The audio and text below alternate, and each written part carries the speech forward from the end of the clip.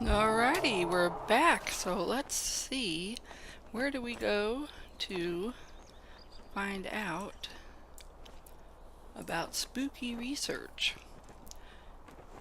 You have already agreed to join us on the Greenfields for the sharing of spooky stories, but now that I know Dino Dust believes himself to be above scaring, I fear my own stories might not be, well, frightening enough. I need to do some more research, little Izza.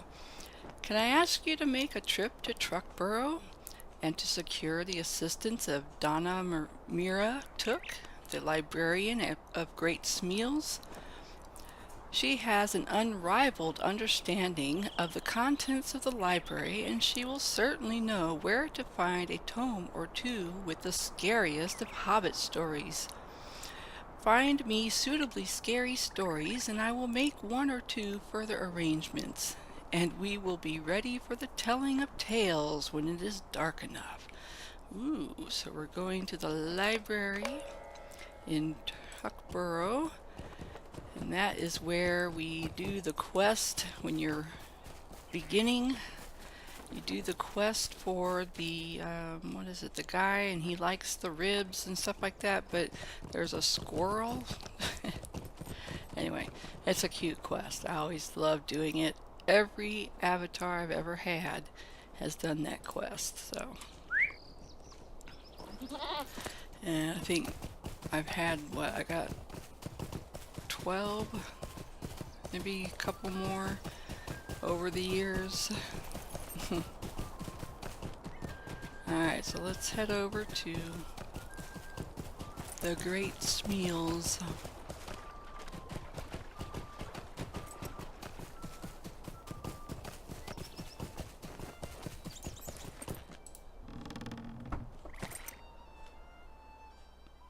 Alrighty, so let's go in the library. Hello. So the Great Took wasn't haunting my library after all. Well, I must let those spiced boar ribs go to waste then. Oh, I mustn't. Yes, don't let them go to waste. I worked hard getting those ribs for you. Alrighty, there she is. So Donna Mira Took. You are looking for a book of scary stories. I cannot say that any come immediately to mind, for hobbits do not generally write down such things, and though they do enjoy sharing them in person, especially in warm comfort with the dark of night safely beyond shuttered panes and far away, you are welcome to look for yourself, little Izza. Alright, so we're gonna see if we can't find this book of spooky stories. None of the books on this shelf seem very scary. There are no scary books in this bookcase. None of the books on this shelf seem very scary. You find a tattered book that seems to contain frightful tales. Well, this is very curious. I do not believe I have ever seen this book before. The letters on the cover are very faded and most indistinct. I cannot read very much of the title, but the first word seems to be chill. I believe it promises chilling tales, and a cursory examination seems to bear out this presumption. Feel free to take it with you, little Izza, and bring it to Bingo Boffin for his perusal. May it increase his enjoyment of the Harvest Festival. I know he will see it return to me eventually. I wonder if that means he has racked up quite the overdue book fee over the years. Alright, so let's go give the book to him and see what he wants to do. Let's see. Ah!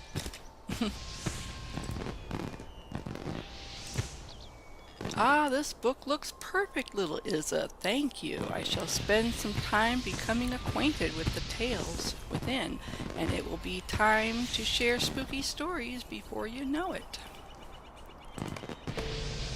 Alright, now let's see. A night for ghost stories. Oh yeah. It is nearly time, little Isa. Let me know when you are ready and we will go to the green fields together. Alright, let's go. I am ready for a night of ghost stories. Are you ready? We will wait till it's properly dark and be off.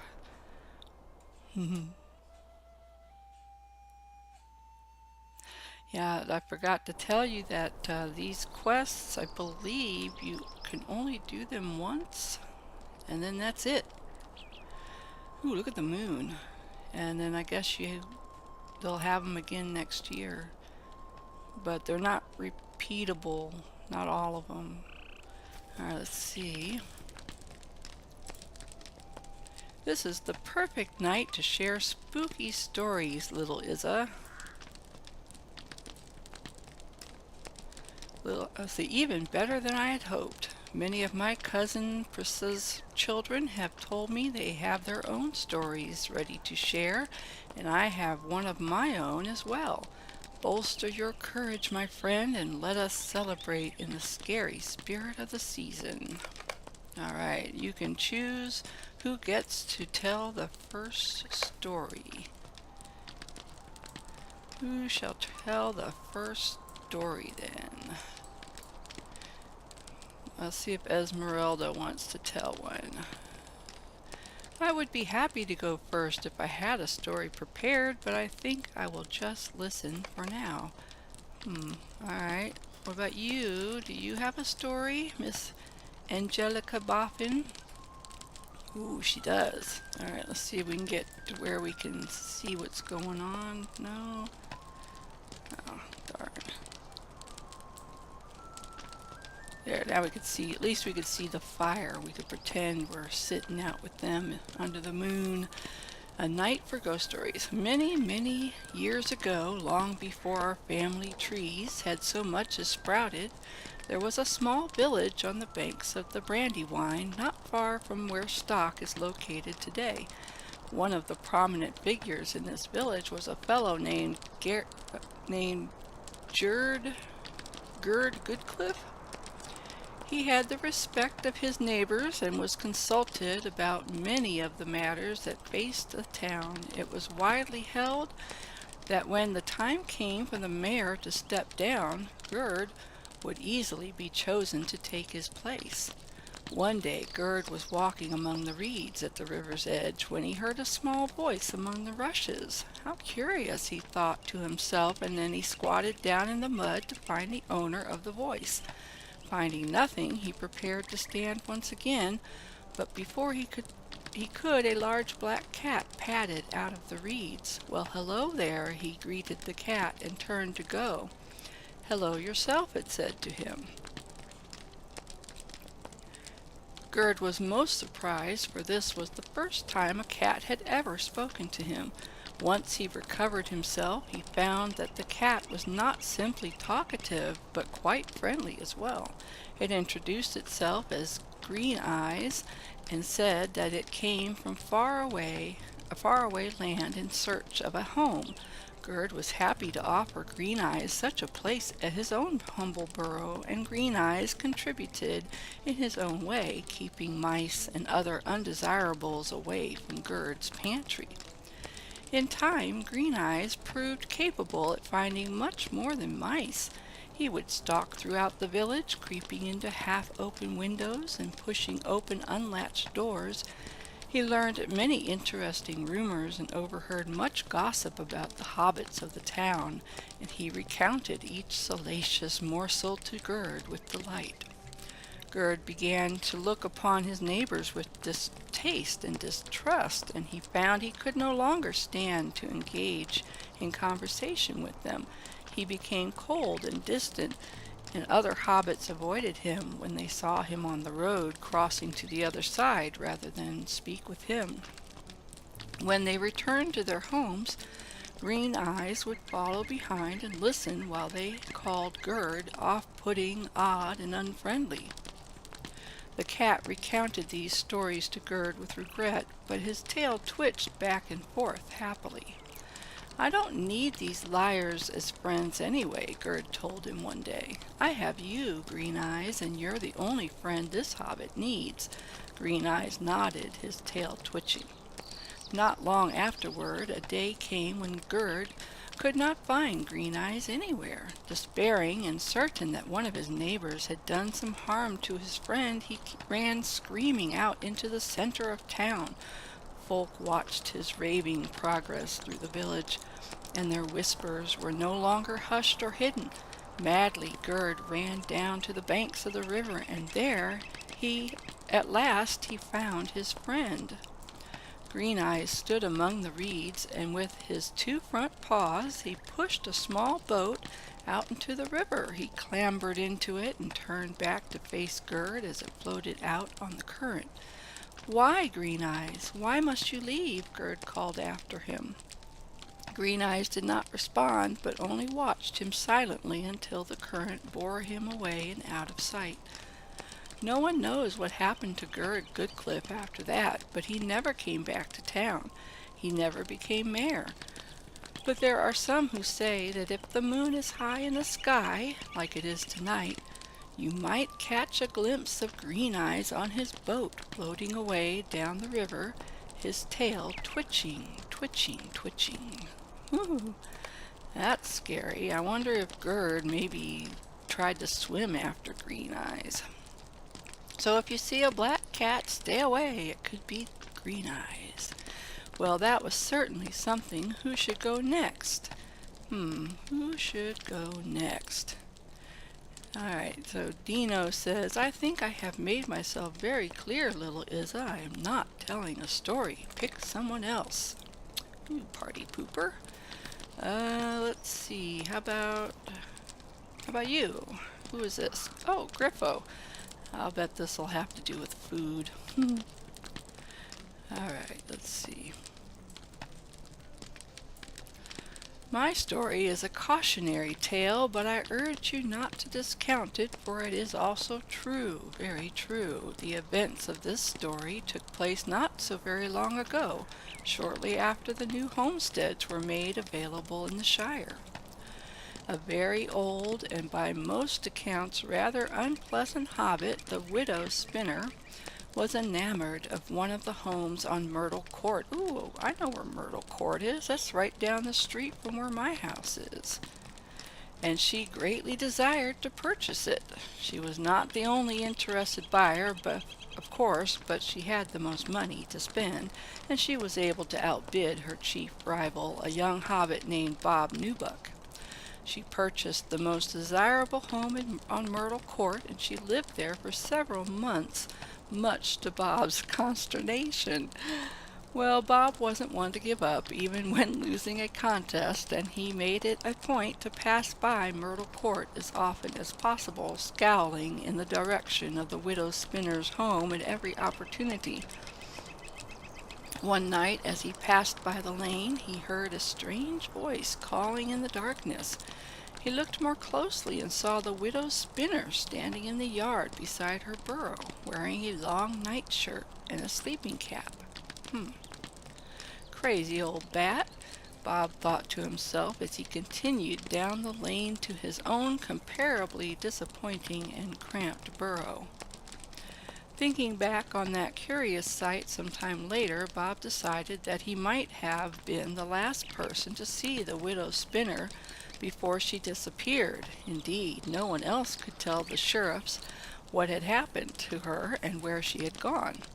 Bob was as helpful as he could be, and he told them what little he knew. But it was not long before the widow Spinner was declared dead, and 6 Myrtle Court was once again available to purchase. Bob wasted no time and purchased the house, and it was everything he had hoped it would be. He decorated it to his liking and lived there happily for several months.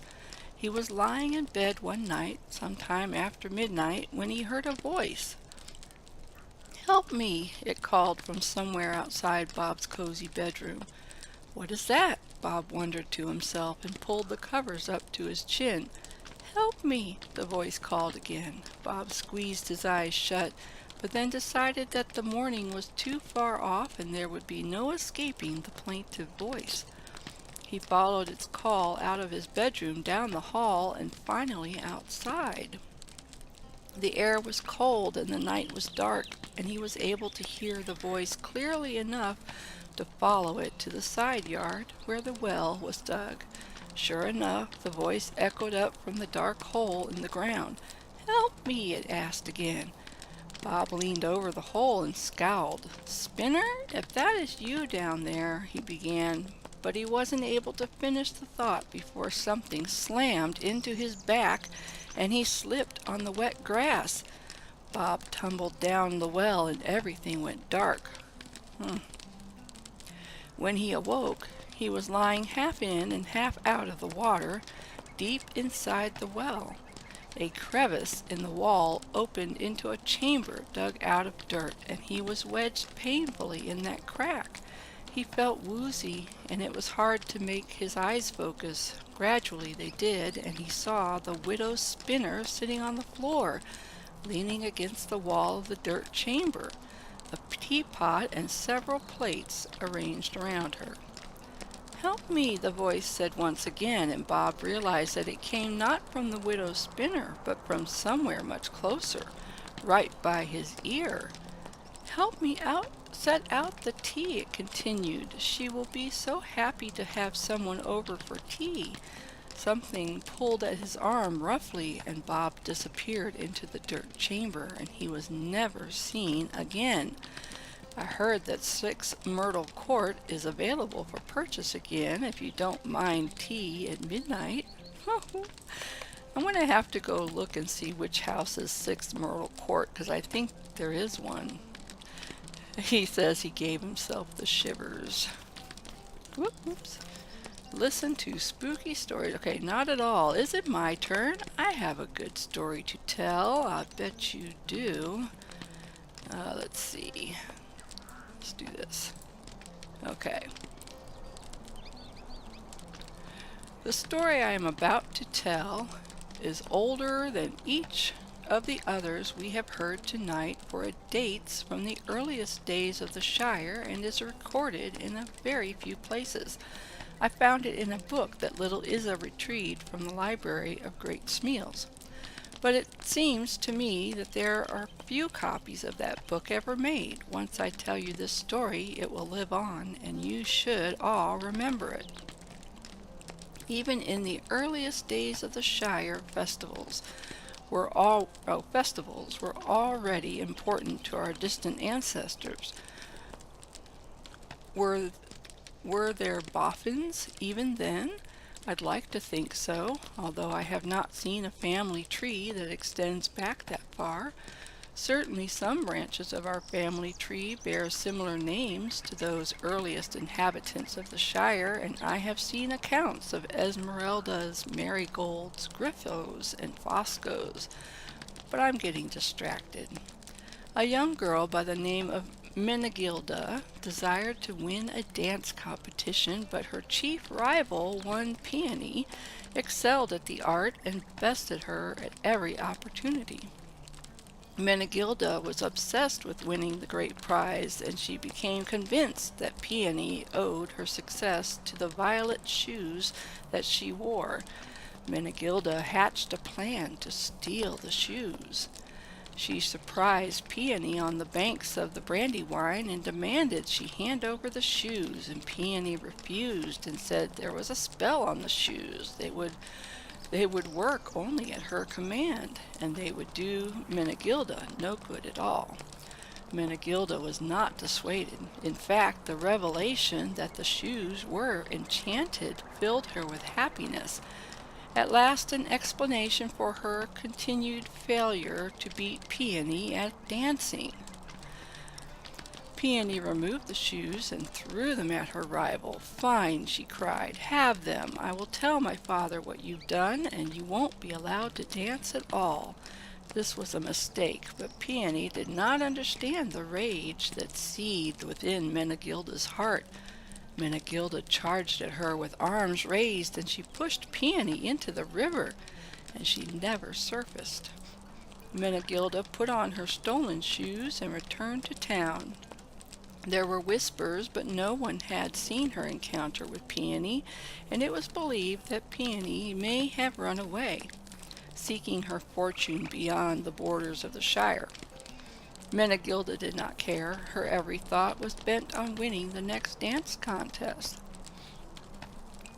A few weeks later, Menegilda wore her new shoes and danced on the stage before all the assembled hobbits. Everyone cheered and applauded, for they had never seen such dancing before, not even when Peony had participated. Menegilda was the clear winner. And yet something was wrong. Someone tried to present Menegilda with the winning ribbon, but she merely continued to dance. Everyone applauded again, and she showed no sign of stopping. "I think that's enough, dear," someone called, but now there were tears streaming from Menegilda's face, and the assemblage came to understand that she wanted to stop, but could not. Folk rushed to the stage and sought to remove the violet shoes, but they wouldn't come off. Menegilda's feet flew left and right, here and there, but even when she fell into a stupor, the dance continued. At last it stopped, but Menegilda's dancing days were done. The shoes were packed into a box, and it was sealed away, hidden in a dusty corner of a forgotten burrow. Hobbits spoke for a time of Menegilda and the cursed shoes, but eventually the story passed into legend, and folk doubted if it had ever really happened, even as they feared to speak of it. And that's why hobbits never wear shoes. Is that so? That's not true. That can't be true. That's Esmeralda. How do you know? It's just rubbish, all these stories and nonsense. Well, it's interesting you should say that, Dino. Because I went and had a chat with Brombard Foxtail at the Matham House. And he did some digging around, and he found the very same shoes from the story. And here they are. Ooh, he's got the shoes. What? What? Can it be? No, says Esmeralda. There's no way the shoes are the same shoes. Does anyone want to try them on? I'll do it. I'm not afraid, says Esmeralda. Esmeralda, are you sure?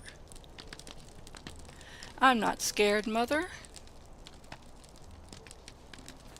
Oh dear.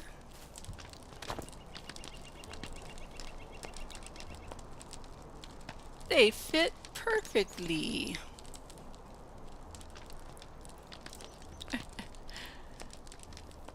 And see, nothing to worry about. All right, Esmeralda, you should probably take them off now. That was her mother, Prissa. I can't stop. Oh no, Esmeralda, I can't stop. Little Izza, help her. I'm trying to remove the shoes from Esmeralda's feet. The shoes won't come off. No, no, Esmeralda. If it's all true, it's all true. And off runs Dino. Ha ha ha ha. It was a prank. What fun! What do you think, little Izza? It seems to me that Esmeralda should try acting at the Frostbluff Theater. That was a convincing performance. I'd say we certainly gave Dino a taste of the season, wouldn't you? Oh, it's all in good fun. He'll be fine. He just needed a good scare. We wouldn't have carried out this trick if Prissa hadn't given her permission, and she thought it might do him some good, just as we did. It's the season of scares, after all. So we have completed a night for ghost stories. Oh, and look, it's morning. Let's see what's going on. Ha ha, that was great, little Izza. I think we finally managed to frighten the unfrightenable. The spirit of the scare is still alive and well in the Shire, despite rumors to the contrary. You had better go and check on him. We don't want him falling into any trouble on our account. After all, Dinodus ran off to the northwest. He's probably laughing about it by now, although he'd never admit it. Alright, so we have to go find Dino, who ran off to the northwest, so that away. And I think this time we'll take... Do I have a faster horse? Yeah. That's 68. Okay, that one's pretty fast. I think this one's only 62, yeah. Okay, let's go find Dino. He's somewhere off this way. Oh, I think I see him. I see someone hiding in the bushes. Yep, we have found Dinodus Boppin. Alright, Dino. That was horrible, little Izza, and very mean. I expect a full apology. You should not go around trying to scare people for no reason. You explained that Bingo believed his cousin might enjoy the Harvest Festival more if he let himself be scared from time to time, and Dinodus flails his arms wildly. Bingo thinks nothing scares me. I have become a victim of my acting skills, little Izza, and gave too fine a performance. Do you remember when we explored the Haunted Burrow? I worked so hard to see through the spooky atmosphere and lay it bare as a sham, but deep down I was full of fear. Every bump, every sudden movement, every deep shadow seemed to promise some new form of terror. Foolish little Izza, I do not fear nothing. I fear everything. Oh, poor Dino. Now you know my secret shame, and I trust you will keep it to yourself. It all began some time ago when I offered to walk Celandine Brandybuck back to her home after a dinner party my mother hosted. Celandine was very happy to have the company, but as we began to walk, I saw that the hour was much later than I had thought. The night was dark, the shadows were deep, and my blood ran cold at every creepy sound. I knew if I did not do something, Celandine would know me for a coward, cry disaster. In order to mask my fear, I adopted a brazen attitude and mocked every fear I felt. It was all an act at which I have become all too practiced. Dinodus frowns. Still, Bingo is my cousin, and that was a mean trick for any family member to perform at any remove, and no matter the distance. Speaking of distance, I was on my way back to the green fields when you caught up to me. I turned around because I heard something scary and dropped my pack and ran back this way. Do you think you can retrace my steps to the northwest and find my pack? I don't think I have the courage to go back and look for it. Alright, so let's go find Dino's backpack that he dropped.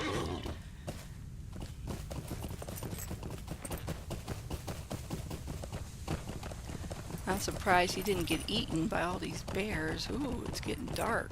Uh-oh. Whoa, what is that? Unnatural blue fires blaze in the darkened wood. Woohoo! But I see his backpack. Ah. Oh my gosh. Alright, now it says talk to the spectral vision. He is scary. Look at him. Ah. The spectral vision stares past you into the dark space among the trees. When it speaks, the sound reverberates in your ears and sets your teeth on edge. There can be no reparations for the hurt that has been done. In 1 year, all will fear the parting of the wood. None will escape the curse of the eerie acres. Despair and repair to your holes, for none but one will laugh when all is done. The vision stops speaking, and the space between the trees falls silent, and all is cold. So, that doesn't sound good. Alright, let's go give Dino his backpack. Tell him what we saw. Oh look, now it's sunny. Oh look, Bingo's there too. Bingo has come here and he apologized for the trick, and all is well now, and we don't need to discuss that thing I told you, little Izza, alright? Good. You give Dinadas his pack, and after a moment's thought, you tell him what you saw, that you saw something unusual nearby. Oh, what? What was it? Actually, perhaps you should tell Cousin Bingo. I don't think I need to hear about it. I don't believe in all that rubbish. No, indeed. So, I apologize to Dinadas for our scary trick, but I think it did some good. Now, what has whirled you up into such confusion? You quietly tell Bingo about the spectral vision you saw in the woods, and he looks at you skeptically. Is this a joke or a trick of your own? You really saw this thing? Oh, goodness. Let's see. Help. Okay, so. What fun! A mysterious apparition appeared in the wood. How delightful. I simply must see it for myself. Let's go, little Izza. Okay, you asked for it. Let's go take him to see the apparition in the woods. Oh yeah, remember when I used to talk about how great it was to run around as a hobbit in a tall grass? And then they made the grass really tall. He's not here. You know this was the location, but the apparition is gone. Huh. Tell him first. It's gone. I'm disappointed, but that just makes me even more curious about it. What is going on here, little Izza? What does Dinadas think? Perhaps afterwards you can circle around to that building on top of the hill and see some sign of the apparition. There's nothing here. That's even more scary. I do not like this, little Izza. I mean, is it all nonsense? There was nothing here to begin with, and it's very cruel for you to pretend otherwise. So now they want us to go up the hill and see if the apparition is way up there. So, the first time I did this, I think I ran around this hill for like 10 minutes. And there's like nothing to get on, but I have found if you run out a little bit more, you see this over here, and there we go, grass that we can climb up. But if you run real close to the hill, well, I might be lying. I may still have the same problem. Oh, good grief. All right, hold on. This is what happened to me the first time I did this quest. And I sat around, ran around and sat around for like 10 minutes until someone else came and ran up the hill, and then all of a sudden, where'd they go? Oh, there they are. All of a sudden, when I ran around, there was the green grassy area, and I was able to get up the hill. Okay, let's try it again.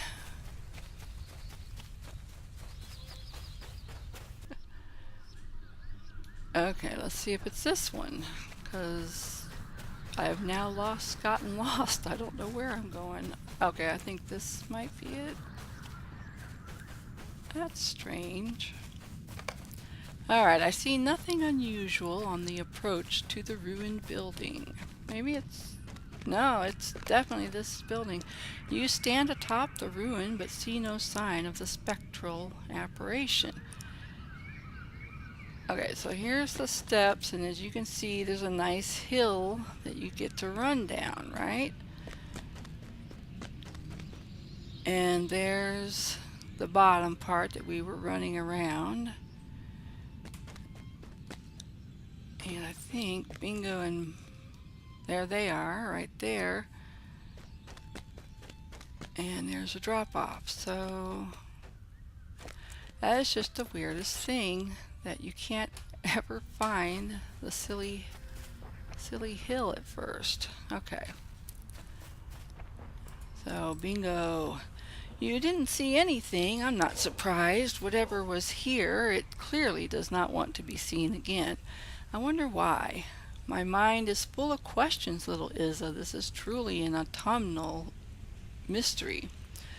I need some time to think it over. I will meet you back at the party tree. This wood has become very spooky, and while Dinodus may not fear anything, I have to confess that this place has given me the chills. I love it, but perhaps we should head back to Hobbiton all the same.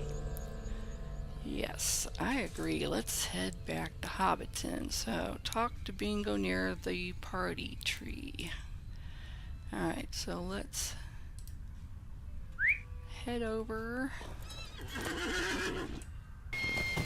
Alright, and here we are. Hello, Bingo. Just in time for the fireworks. And the dragon! I love that one. Alright, let's see. Frightful tales to curl your toes. Hair on your toes. I am very excited about this autumnal mystery, little Izza. I have read many scary stories, and they always delight my imagination, but I have never been involved in one myself. Tell me once again what the ghostly fellow had to say. You recount the words of the spectral vision. There can be no reparations for the hurt that has been done. In 1 year, all will fear the parting of the wood.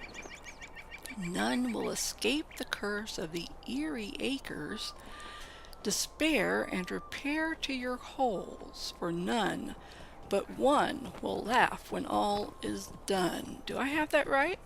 I have to admit, I do not know what any of this means, little Izza, but it sounds to me like we have a year to figure it out. I will do some thinking. It sounds to me as if next year's Harvest Festival might be something, though. I can't wait, but I guess I must. Alright, so that finishes that part. Curse of the Eerie Acres. Now see how this says you can't do it for 2 months and 29 days. I think they just mean you can't do it till next year. So actually, this wasn't as long as I thought it was, so I guess we'll just stop here for now. Whoops. I'm trying to do F5. This is not Minecraft.